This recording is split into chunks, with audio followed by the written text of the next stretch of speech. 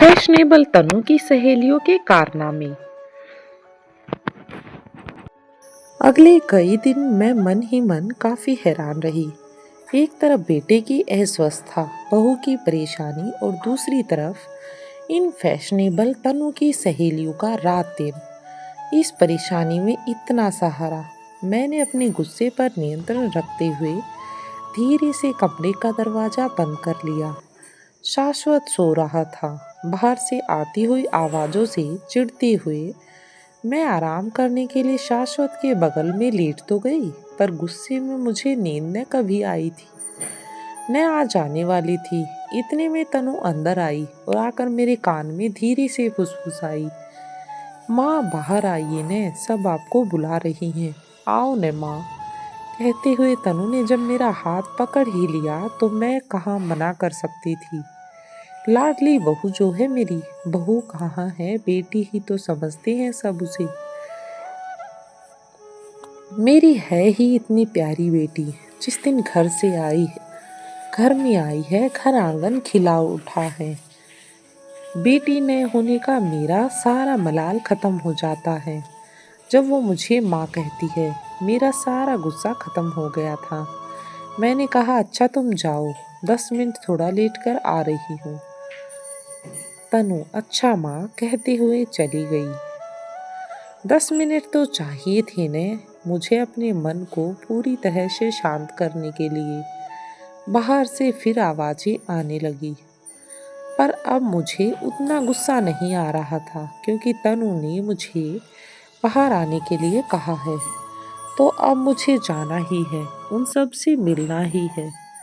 आज घर में तनु की किटी पार्टी है। तनु की 9 सहेलियां आई हुई हैं। सब हैं तो तनु की उम्र की, मुझे सम्मान भी देती हैं, पर मेरा मूड उनके कपड़ों को देखकर खराब हो जाता है। इतने मॉडर्न, कोई वन पीस, कोई स्कर्ट पहनकर आई हुई है, कोई इतना टाइट टॉप जींस, कोई साड़ी पर ब्लाउज ऐसा कि आंखें झुक जाएं, क्योंकि पीछे पीछे तो ब्लाउज के कुछ है ही नहीं। मेरी तनु अच्छी है, आधुनिक कपड़े पहनती भी है तो ऐसे कि अच्छी लगती है। आज भी ढीले से ब्लैक टॉप और जींस में सबसे अच्छी लग रही है। किटी है इसलिए सब अपने बच्चे या तो स्कूल या घर छोड़कर आई हैं। जिनके बहुत छोटे हैं वे साथ लाई हैं। मैं तनु से कई बार कहती भी हूँ, तनु यहाँ मुंबई में तेरी सहेलियों को यही यही मिलता है पहनने के लिए। वह हंस देती है, तो क्या हुआ माँ, उन्हें अच्छा लगता है, वे ये सब पहनकर खुश होती हैं, और अगर किसी को खुशी मिले तो इसमें बुरा क्या है। मेरी ये सब सहेलियाँ बहुत अच्छी हैं। मैं उसे चिढ़ाती हूँ, रहने दे, पहनावे से नहीं लगती। और वो सिर्फ इस बात पर मुस्कुराकर रह जाती है। माया भार्गव 62 वर्षीय रिटायर्ड टीचर हर साल 3-4 महीने के लिए रुड़की से मुंबई जरूर आती हैं। रुड़की में मैं अकेली रहती हूँ। वहाँ मेरा घर है, मेरा फ्रेंड सर्कल है, मेरा मन वही लगता है। सारी उम्र वही तो बिताई। वहाँ घर के कामों के लिए राधा है, पर यहाँ अपने इकलौते बेटे मनोज, बहू तनु और पोते शाश्वत के बुलावे पर आना पड़ता है। तनु सुशिक्षित हाउसवाइफ है। शाश्वत की अच्छी तरह से देखभाल करने के लिए तनु ने जॉब करने की सोची ही नहीं। मुझे उसकी यह बात बहुत पसंद आई, क्योंकि मनोज तो वैसे ही अक्सर टूर पर रहता है। वह एक मल्टीनेशनल कंपनी में बड़ा अधिकारी है, इसलिए उसे तो बच्चों के लिए फुर्सत है ही नहीं। आंटी आइए ने, अरे यह तो तनु की किसी सहेली की आवाज़ है। मेरी तंद्रा भंग हुई और मैं धीरे से दरवाज़ा बंद कर तनु की आधुनिक सहेलियों में जाकर बैठ गई। हर साल आते रहने से मैं उसकी सभी सहेलियों को अच्छी तरह से जानती हूँ। सीमा ने कहा, आंटी आप कहाँ थी, आइए हमारे साथ हाउसी गेम खेलिए। मैंने सीमा पर नज़र डाली। घुटनों तक स्कर्ट पहनी, ऊपर स्लीवलेस टॉप। मैंने सोचा 10 साल के बेटे की माँ है। आखिर समझती क्या है अपने आप को। मैंने प्रत्यक्ष कहा, नहीं नहीं, तुम लोग खेलो, मैं ऐसे ही बैठूंगी। नीला बोली, आंटी फिर आप नंबर बोल दीजिए, हम लोग खेल लेंगी। मैं हाउजी के नंबर बोलने लगी और अपना नंबर कटने पर सब खूब खुश हो रही थी। मैंने सोचा, इस 20 रुपए के प्राइज के लिए इतना खुश होने की बात होती है क्या? कितना बचपना है। मैं नंबर बोलती रही और अपना पूरा हाउस जीतने पर रेखा, जिसने हद से ज़्यादा स्टाइलिश ब्लाउज पहना हुआ था, जिसे देखकर मुझे आज सबसे ज़्यादा गुस्सा आया था, उठकर डांस करने लगी। कविता और अंजलि भी उसका साथ देने खड़ी हो गई तो मैं भी मुस्कुरा ही दी,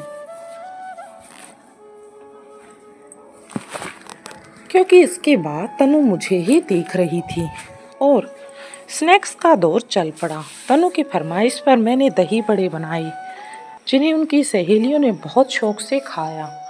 शाश्वत की आवाज़ आई तो मैं उसे देखने चली गई। जितने दिन मुंबई रहती हूँ, अपनी तरफ से तनु का हर काम में हाथ बटाती हूँ। बेचारी हर काम खुद ही तो करती है, उसे भी तो कुछ आराम चाहिए ना। इसलिए हम दोनों को लोग सास बहू कम माँ बेटी ही समझते हैं। तनु के माता पिता का स्वर्गवास हो चुका है। एक भाई है जो विदेश में सह परिवार बस गया है। अब तनु के पास अपना कहने के लिए कोई नहीं है।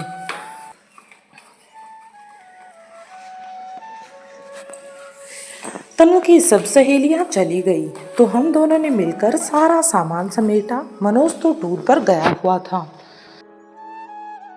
डिनर के लिए बहुत सी चीजें बची ही थी। हम सास बहू जो भी हो खुश होकर खा लेती हैं। तनु फिर शाश्वत का होमवर्क करवाने बैठ गई। बारिश का मौसम था, इसलिए बाहर टहलने जाने की बजाय मैं घर में ही इधर उधर टहलते हुए तनु की सहेलियों के बारे में सोचने लगी।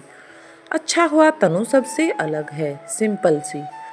नीता, अंजलि, रेखा तो बाप रे, ऐसी बहुएं आ जाती तो मेरी उनसे एक दिन न बनती। कई बार सोचती हूँ कि मैं एक छोटे शहर से हूँ, शायद इसलिए कहीं मेरी सोच छोटी तो नहीं है। पर शहर की तनु की इन सहेलियों के कपड़े मुझे नहीं जचते। पर इस उम्र में तो वे बदलने से रही। मनोज टूर से कल आने वाला था और उसी के साथ मैं भी मनोज से मिलने वाली थी। अगली शाम हम पर कयामत बनकर आई। मनोज जिस टैक्सी से आ रहा था उसका भयंकर एक्सीडेंट हो गया। मुंबई की बारिश और ट्रैफिक, फिर यह हादसा मनोज के साथ। जो उसका कलीग अनिल भी था, उसे भी चोटें लगी थी। पर जब टैक्सी एक खंबे से टकराई तो ड्राइवर और मनोज ही पूरी तरह जख्मी हुए थे। मनोज का सिर फट गया था। अनिल ही लोगों की सहायता से ड्राइवर और मनोज को हॉस्पिटल ले गया था। फोन पर यह खबर सुनकर हमारे पैरों से जैसे जमीन ही खिसक गई थी। शाश्वत अंजलि को सौंपकर जब हम दोनों बदहवास हॉस्पिटल के लिए निकली तो नीता ने अपनी कार निकाल ली, पीछे पीछे तनु की। बाकी सहेलियां भी हॉस्पिटल पहुंच गई थी। हमारे आंसू रुक ही नहीं रहे थे। मनोज आईसीयू में था और उसका सिर फट गया था। 10 टाँके लगे थे, पैरों में भी चोटें लगी थी, कंधे की हड्डी भी टूट चुकी थी। इतने में मनोज के और सहयोगी भी पहुंच गए थे। वो रात सब पर भारी पड़ी। बड़ी मुश्किल से वो रात गुजरी थी। तनु ने अपनी सहेलियों को घर वापस भेज दिया था। हम भी घर से 40 मिनट की दूरी पर स्थित हॉस्पिटल में थे, पर घर जाने का मतलब ही नहीं था। अंजलि का फोन आ गया था, शाश्वत को मैं देख लूंगी, तुम चिंता मत करना। जब मनोज को रूम में शिफ्ट किया गया, हमारी आंखों से आंसू बह चले। पट्टियों में लिपटे मनोज को देखकर दिल की धड़कन बंद सी होती लगी। वह दवाइयों के असर में सोया हुआ था। डॉक्टर ने कहा था कि मनोज कम से कम 1 हफ्ता एडमिट रहेगा। दूसरे दिन सुबह ही सीमा आ गई, इतने सादे कपड़ों में कि मैं उसे पहचान ही नहीं पाई। कहने लगी, आंटी आप मेरे साथ घर चलो, गाड़ी लाई हूँ। शाश्वत को तो अंजलि ने तैयार करके स्कूल में भेज दिया है। आप नहा धोकर कुछ खाकर वापस आ जाइएगा, फिर मैं तनु को ले जाऊंगी। थोड़ी देर ये फिर शाश्वत के साथ रह लेगी। शाश्वत को समझा दिया है कि पापा बीमार हैं, सब उनके पास हैं। रात को मैं ही शाश्वत के पास रुक गई। उसे स्कूल भेजने के समय अंजलि सुबह सुबह टिफिन लेकर आ गई। बोली, शाश्वत यह तुम्हारा टिफिन, आंटी यह आपके लिए नाश्ता बनाकर लाई है, आप इसे भेजकर तैयार हो जाइए, आपको हॉस्पिटल छोड़कर आती हूँ। रहने दो बेटा, मैं ऑटो से चली जाऊंगी, मैंने बड़े ही प्यार से उससे कहा। उसने कहा, नहीं आंटी, आपकी ऑटो के झटकों में कमर दर्द होता है ना। मैं उसका मुंह देखती रह गई। अगले कई दिन मैं मन ही मन काफ़ी हैरान रही। एक तरफ बेटे की तबीयत, बहू की परेशानी और दूसरी तरफ इन फैशनेबल तनु की सहेलियों का रात दिन इस परेशानी में इतना सहारा। मनोज का दर्द तो बहुत था, पर अब चिंता की कोई बात नहीं थी। पूरी तरह स्वस्थ होने में तो कई दिन लगने वाले थे। हम जितने दिन हॉस्पिटल में रुके उतने दिन अंजलि ने ही घर की साफ सफाई मेड से करवाई। उसके पास हमारे घर की चाबी हमेशा ही रहती थी। हमारा खाना पीना इतने दिन तनु की सहेलियों ने ही संभाल रखा था। हम घर आने पर बनाना भी चाहती तो पहले से ही बना तैयार मिलता था। मनोज को जिस दिन घर लाया गया उस दिन तो सबके पति भी साथ थे। वैसे तो सब हॉस्पिटल में आते जाते ही रहते थे। धीरे धीरे जीवन सामान्य रूप से चलने लगा था। सब कुछ पहले जैसा हो रहा था। बदली थी तो एक चीज, वो थी मेरी सोच। पिछले दिनों मनोज की अस्वस्थता में डूबकर भी तनु की सहेलियों से अपना ध्यान नहीं हटा पाई थी मैं। रात दिन उसकी एक एक सहेली को समझा था, जाना था, कितनी अच्छी थी सब। मैं नासमझ उनके बाहरी परिवेश को देख उनकी आंतरिक खूबियों को नज़रअंदाज करती आ रही थी। सबके परिवार, बच्चे थे, घर के काम थे। उन्होंने हमारे लिए जो किया था, क्या मैं कभी भूल पाऊंगी? मैं तो आजीवन उनकी ऋणी रहूंगी। मेरी तनु को उनका इतना सहारा, इतना साथ मिला, वरना यहाँ हमारा था ही कौन। वे सब न होती तो कैसे कटते ये दिन।